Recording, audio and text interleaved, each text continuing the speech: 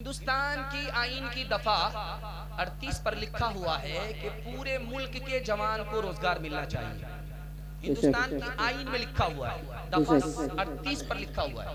लेकिन 2016 की रिपोर्ट आई, उसने चौंका करके रख दिया। इसी हिंदुस्तान में 20 लाख नौजवान बेरोजगार। दूसरी बात दिखाने के लिए जा रहा हूं, हिंदुस्तान कहां पहुंच गया, कहां था, कहां आ गया, दिखाने के लिए।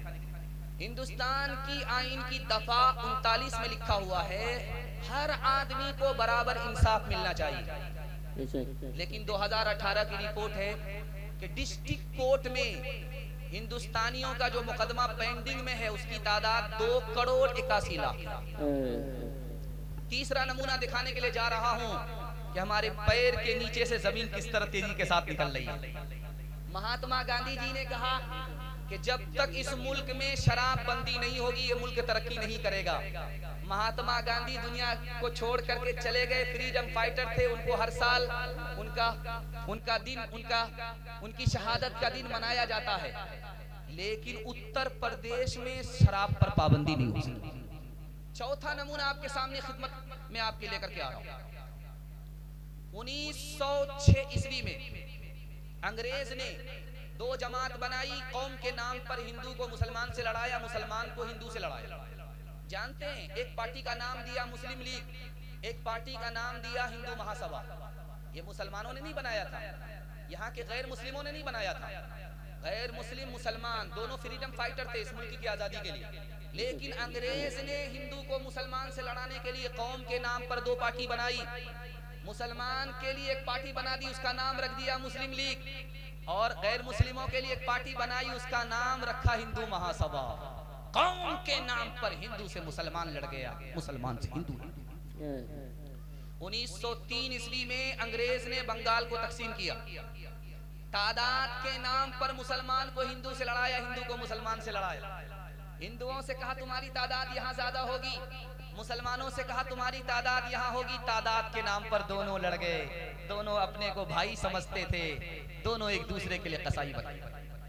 तीसरा तरकश, अंग्रेज ने अपने तरकश से तीर निकाला। 1900 ईस्वी में उसने कहा हिंदी में दरखास्त लिखी जाएगी तो कबूल होगी, उर्दू में कबूल नहीं होगी। जबकि हिंदी भी इसी मुल्क की जबान है, उर्दू भी इसी मुल्क की जबान है।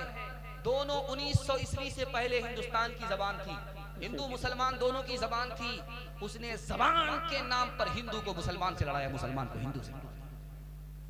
लेकिन हमें यह पैगाम पूरी समझदारी के साथ कबूल करनी है कि हम लोग जबान के दुश्मन नहीं है, जबान अल्लाह ने पैदा की है। और हिंदुस्तान से जिस तरह हमें मोहब्बत है उसी तरह हिंदुस्तान की जबान से मोहब्बत है। जिस तरह उर्दू से मोहब्बत है उसी तरह हिंदी से मोहब्बत है। हाथ उठाइए इंशाअल्लाह। दिल मिले या न मिले हाथ मिलाएंगे, हाथ उठाइए इंशाअल्लाह। खैर माशाअल्लाह आपने साबित कर दिया। दिखाने के लिए जा रहा हूँ, मिठास दिखाने के लिए जा रहा हूँ हिंदी और उर्दू की। किसी को अगर हिचकी आती है तो क्या कहते हैं, यार तुमको कोई याद कर रहा है। इसने खुदा को बुला दिया, रसूल को भी बुला दिया, इस नालायक को कौन याद करेगा। सच्चाई यह है कि दाना सही से खाया नहीं गया, पानी सही से पिया नहीं गया, इसलिए हिचकी आई।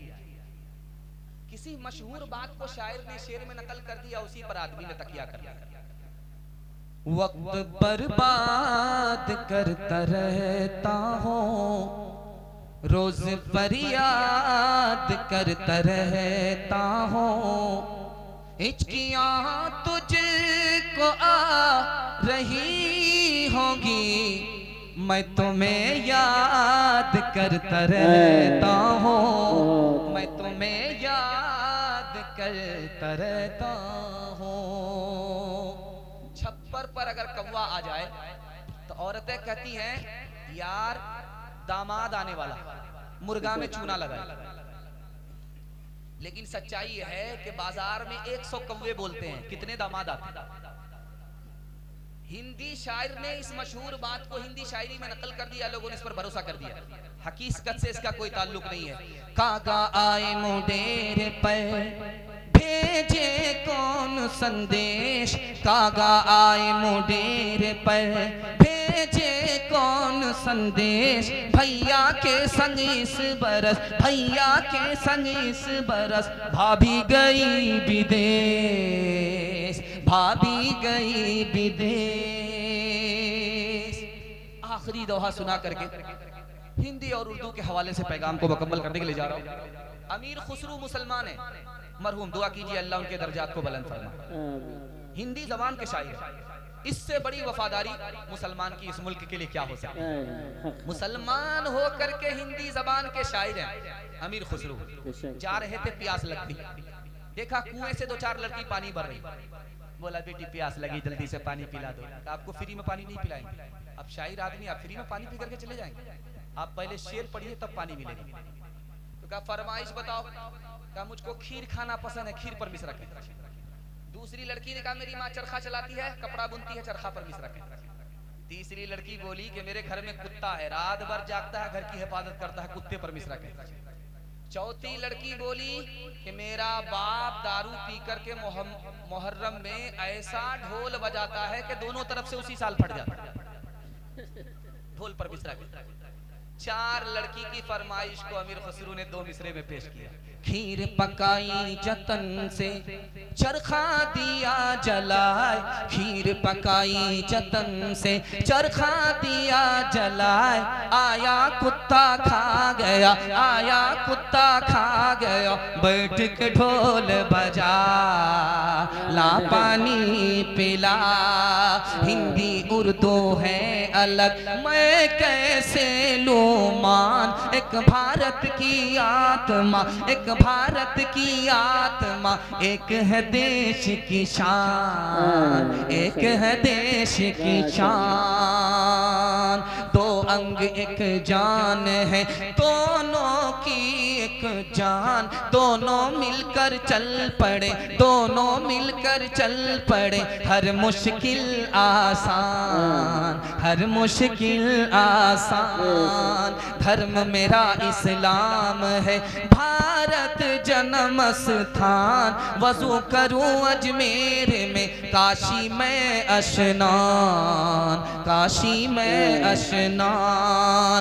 मुसलमान हो जात का हूँ भारत की धूल, आंखें मेरी राम है, आंखें मेरी राम है, हृदय मेरा रसूल, हृदय मेरा रसूल। भाव स्वभाव के पाठ में अक्षर अनमोल, नबी मेरा इतिहास है, नबी मेरा इतिहास है, कृष्ण मेरा भूगोल, कृष्ण मेरा भूगोल। कोई हिंदू हो के मुस्लिम, सभी एक डगर के राही, कोई हिंदू हो के मुस्लिम, सभी एक डगर के राही, कोई हिंदू हो के मुस्लिम, कोई हिंदू हो के मुस्लिम, सभी एक डगर के राही। ये वतन ही अपना धन है, इसी के है हम सिपाही, रहे साथ साथ जब तक तो बरस रहा था सोना, जहां हम अलग हुए हैं वही आ गई तबाही, जहां हम अलग हुए हैं।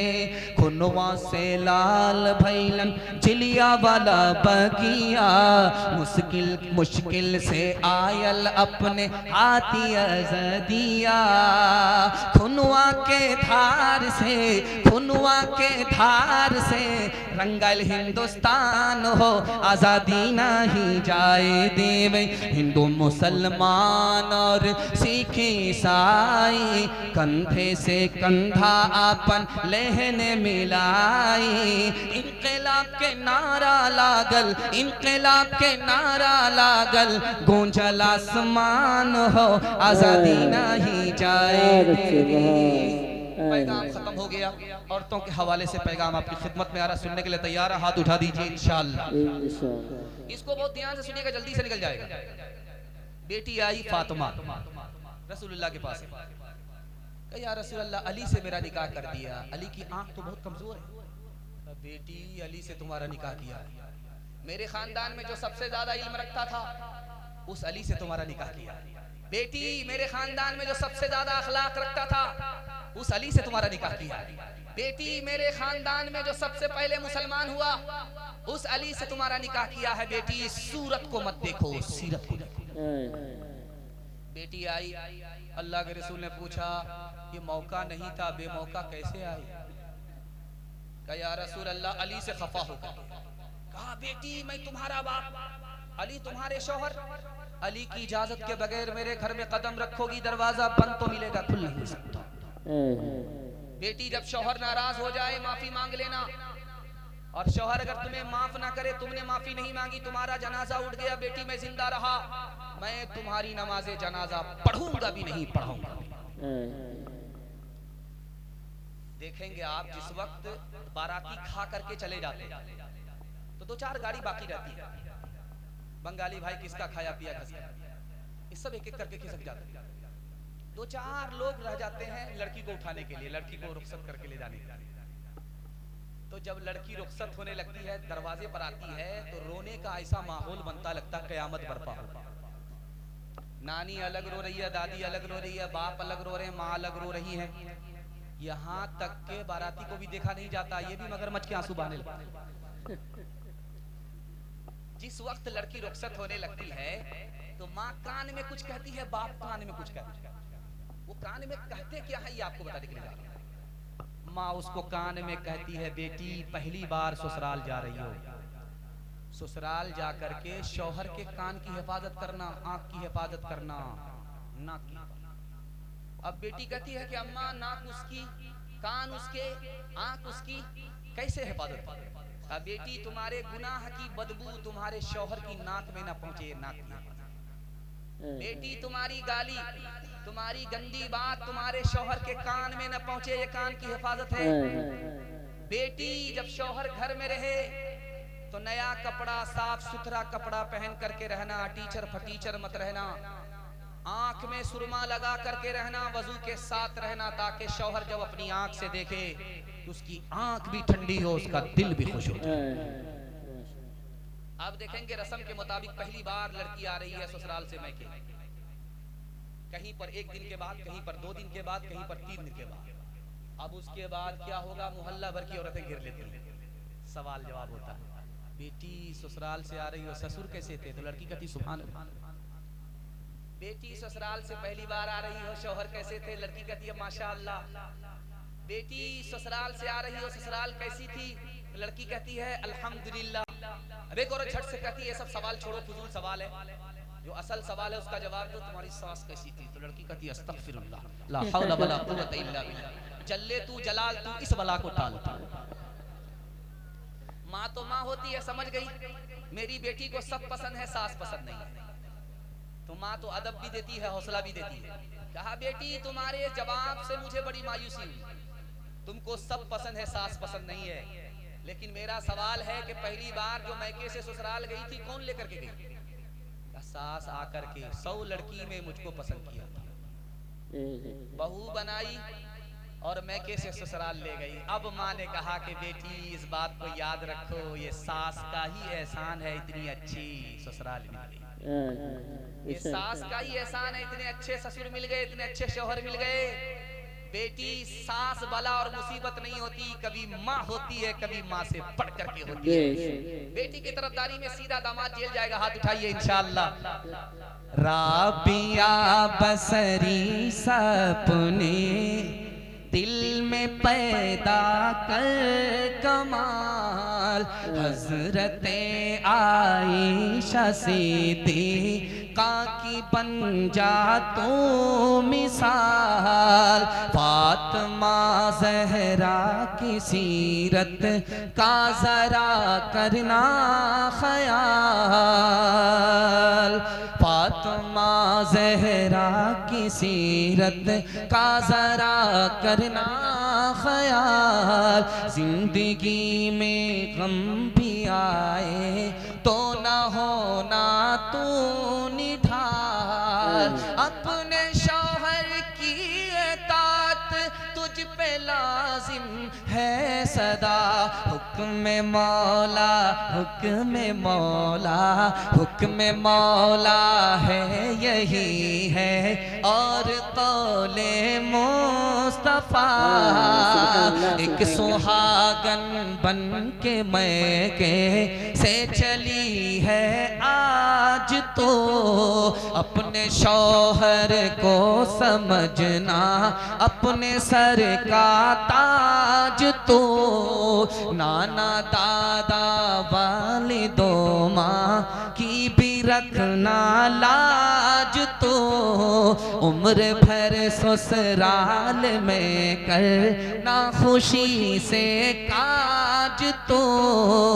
अपने छोटों पे हो शफकत और बड़ों का एहतराम। तिफलो ज़न्हा, तिफलो ज़न्हा, तिफलो ज़न पीरो जवां से हो तेरा शीरी कलाम।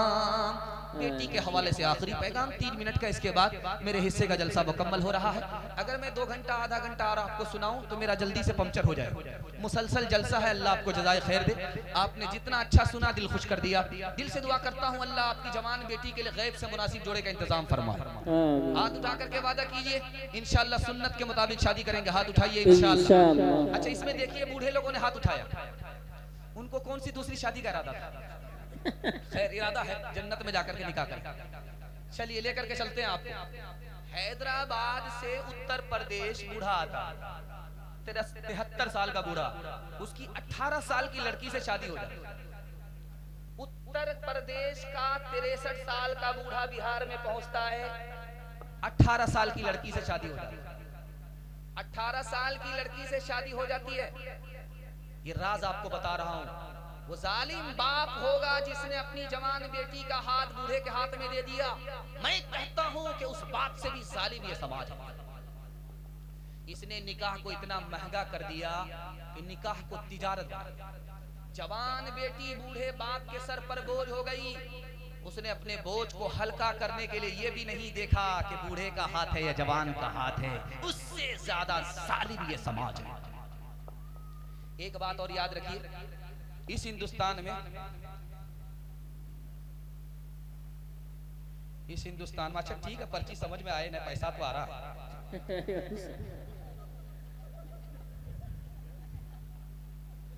ध्यान से सुनिएगा, इस हिंदुस्तान में 10 लाख लड़की को मार दिया जाता है। 10 लाख लड़की इस हिंदुस्तान।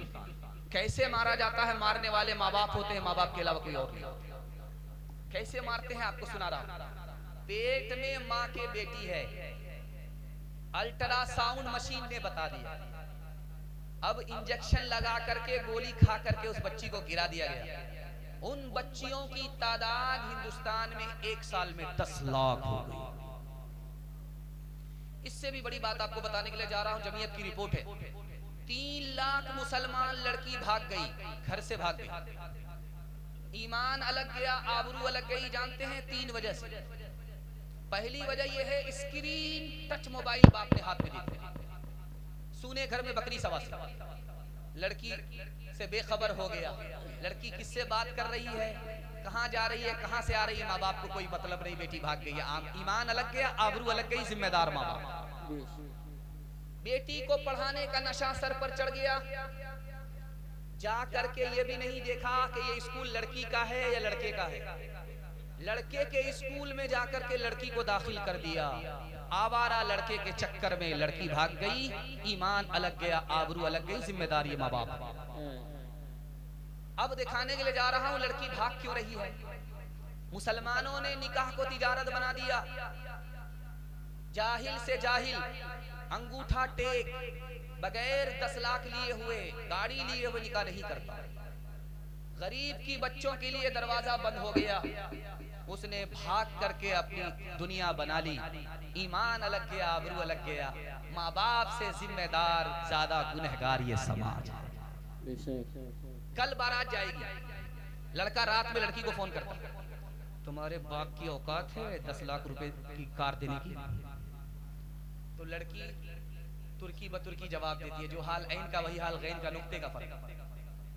उसने कहा कि मेरे बाप को तो हवाई जहाज देने की औकात है, तुम पहले ये बताओ कि तुम्हारे बाप को एयरपोर्ट बनाने की औकात है?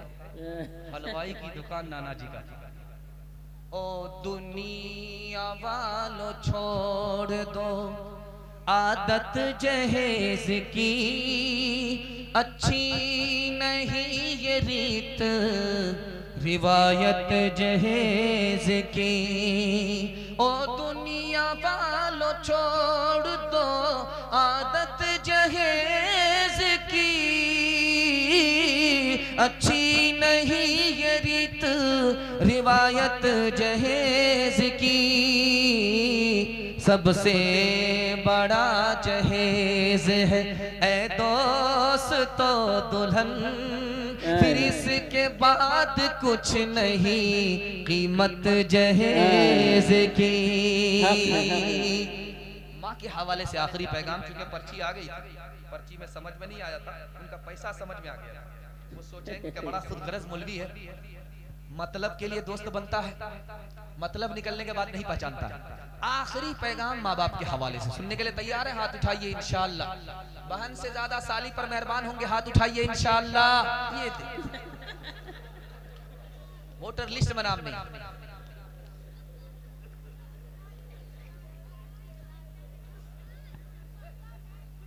डिस ब्रेक मार करके जल्दी से सुनिए।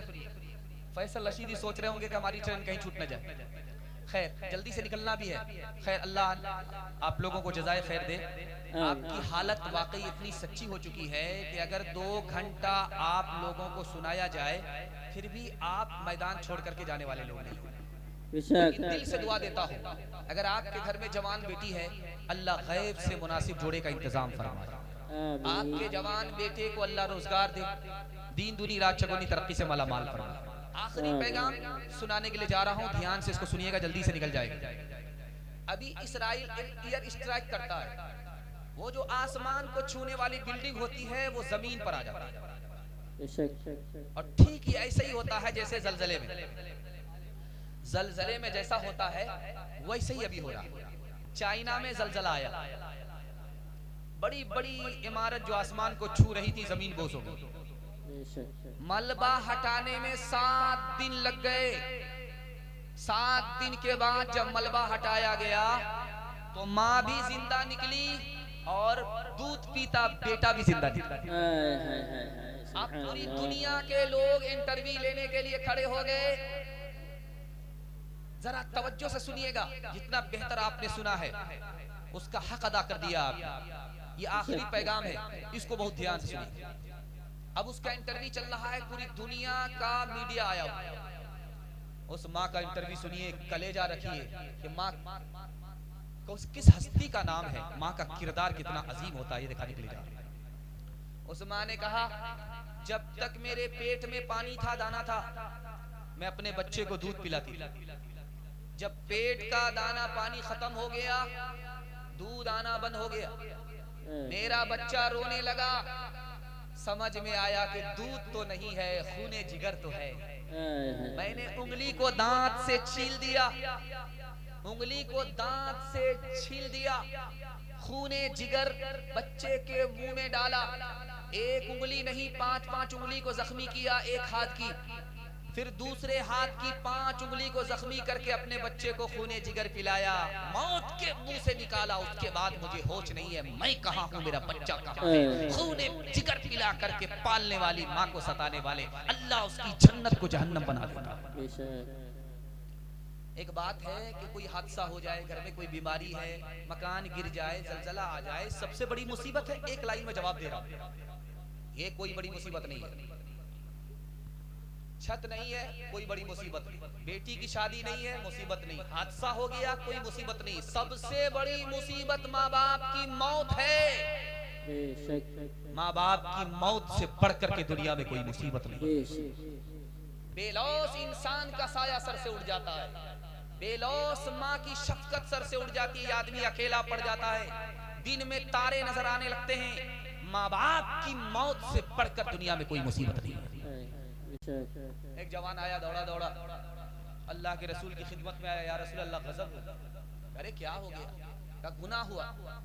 इतना बड़ा गुनाह है कि बता नहीं सकते। कहा जमीन से भी बड़ा, कहा जमीन से भी बड़ा, कहा आसमान से भी बड़ा, कहा आसमान से भी बड़ा, कहा अर्श से भी बड़ा, कहा अर्श से भी बड़ा, कहा खुदा से भी बड़ा। कहा ला हौल वला कुव्वता।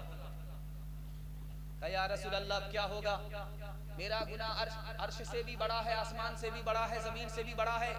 अल्लाह के रसूल ने कहा 1 मिनट में मसला हल हो जाएगा। पहले मेरे सवाल का जवाब दो, तुम्हारे बाप जिंदा है, तुम्हारी माँ जिंदा है? उसने कहा अल्हम्दुलिल्लाह माँ भी जिंदा है, बाप भी जिंदा। का मसला हल हो गया। जल्दी से दौड़ करके जाओ, बाप के पाँव, माँ के पाँव पकड़ो, बाप की दाढ़ी पकड़ करके अपने गुनाह के लिए दुआ कराओ। तुम्हारी माँ अलग दुआ करे, बाप अलग दुआ करे, आसमान से भी बड़ा गुनाह छोटा हो जाएगा, खुदा मेहरबान होगा, माफ हो जाएगा। छापे में एक जवान पकड़ा गया, उससे पूछा गया क्या कमाते हो? कहा 1 रुपया, एक दिन में 1 रुपया। का खर्च कैसे करते हो? का 4 आना अपने ऊपर, 4 आना कर्ज में, 4 आना कर्ज चुकाने में, 4 आना दरिया में। कहा पुलिस वाले का माथा चकरा गया, इनकम टैक्स ऑफिसर का सर चकरा। बोला भाई साहब हम तुमसे इनकम टैक्स नहीं लेंगे, तुम बता दो कि कैसे खर्च करते।